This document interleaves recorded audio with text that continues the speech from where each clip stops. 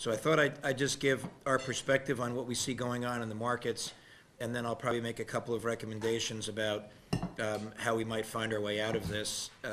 Some are macro, some are more specific, because I do think we have to get in a situation where we get very, very, very specific about recommendations we're going to make to move this forward. I think talk is interesting, but it's not really going to get us out of it. And I think you will also find that I'm more interested in spending time on looking forward, moving ahead.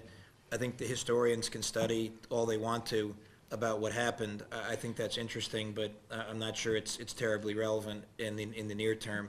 The analogy that others have used that I like to use is if John and I walk up to a house that's on fire, our job is probably first and foremost to put it out, not to debate why it might have caught fire before we go to put the fire out. So I think we should be putting the fire out and getting going, and then we'll assess what exactly happened, going forward here. So just a little bit on our perspective. I've tired somewhat of hearing people talk about this crisis as unprecedented or surprising.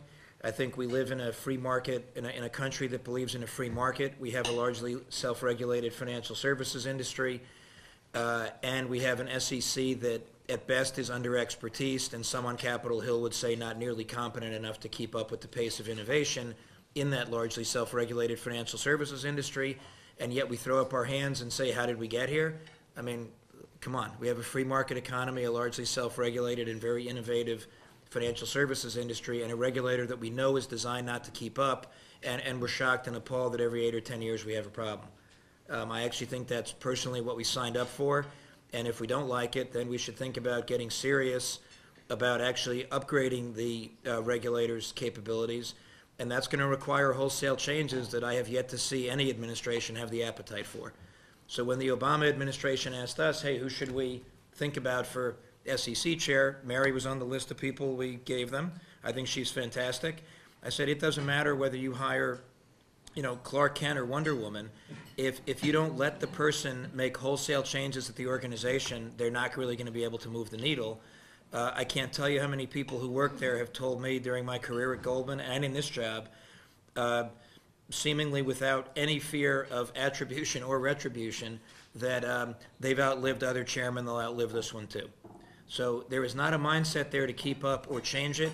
I'll talk a little bit about what I think the SEC should do, but I will tell you this, it's not focusing on micromanaging rule filings in people's 10Ks. It should be a lot more about systemic risk, et cetera. I think while the crisis isn't unprecedented, I probably shouldn't say this at SIEPR because you guys have a much better perspective on the world's economies than I do. I think the collective stimulus is unprecedented. I think the G20's coordination here is pretty remarkable. I think that to me means it's just a matter of whether, as I was saying outside, whether it's a long U or a short U, or a narrow U or a wide U, whatever you want to call it. But I think that stimulus collectively is good enough that we're already beginning to see signs that we're on the way out.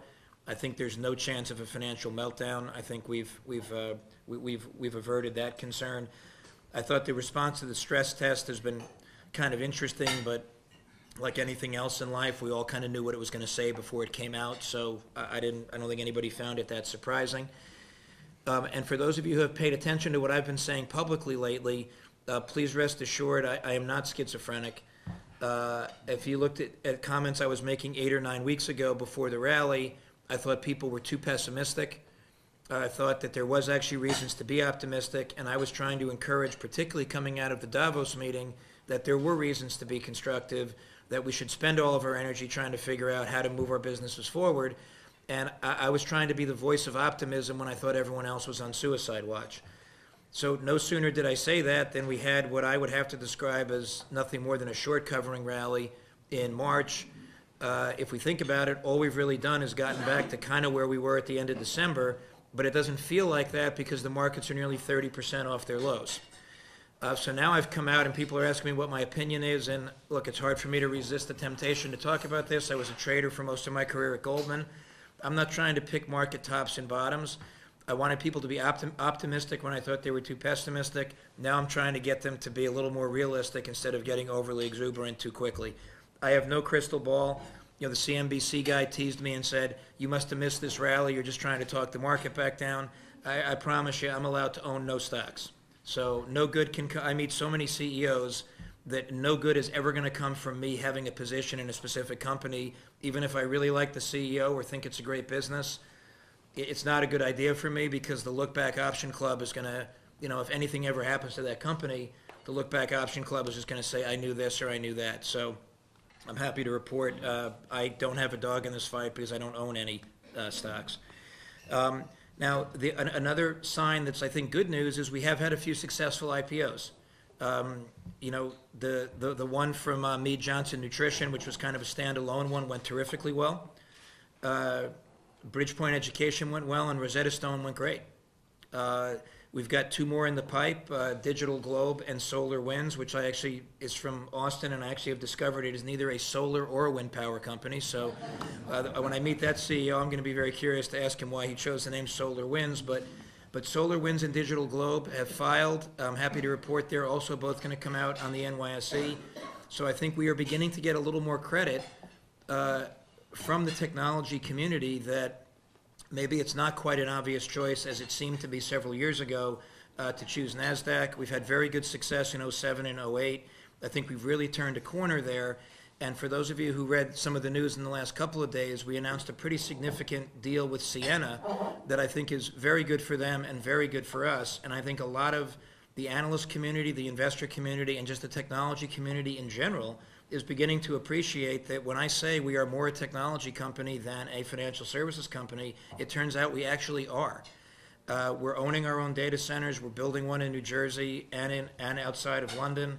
The clients are we are already oversubscribed for we're going to fill a lot more space in those data centers as we turn them on in 2010. It's put us in position to have very interesting partnership dialogue with a lot of tech companies that, frankly, my predecessors would have had no reason to engage in dialogues like that with. And so I think we're beginning to give the impression that we are a technology company. We care about what goes on in this part of the country and in other parts of the country that are technology hotbeds. And I think the companies are making decisions that I think make us pretty proud, because we're having a lot more success in that arena. A few other thoughts before I get into specific recommendations. This nonsense that Wall Street and Main Street are not the same street is just that. It's nonsense. I think it's unfortunate that the media branded the recovery packages as a bailout. Once the American public heard it was a bailout, I think everyone's concluded it's their money going to take care of these Wall Street guys' bonuses. It's hard to explain to the American public that it's far from that, but the media has not been helpful in this entire exercise. I think they frightened people to death during the downturn. I am cautioning them against getting everybody too exuberant in what looks like the beginning of an upturn. I really think that they carried out their jobs horrendously, particularly in September and October. And as I am not one to mince my words, I actually told them that. I did ask for permission to say something about it first, but CNBC gave me the microphone, and I said, look, guys, I think at that time they were spreading rumors about us actually not opening on a given Friday in the heat of the crisis because it had been a tough night in Europe. The last thing in the world I would have done is not open the doors in the New York Stock Exchange. If you want to create all-out panic, do that on a Friday in the middle of a crisis, right? And I thought it was so irresponsible because I knew there was no rumor that they could have gotten a hold of, right? I mean, I hadn't talked to Hank about not opening. I hadn't talked to the White House about not opening. I hadn't talked to the SEC or the other exchanges about not opening. So there was no shred of evidence. It's not like there was a call that someone leaked and we had actually discussed it. We never discussed it. The only discussion Hank and I had about it was he said, if anybody puts pressure on you to do that, I said, Hank, you don't have to go any further. It's the dumbest idea in the history of mankind to shut down the exchange. He goes, good, then there's nothing more to talk about. And that was 3 months before this, because he wanted to make sure that if anybody ever put pressure on us, the last thing we should do is close the only capital market that was open.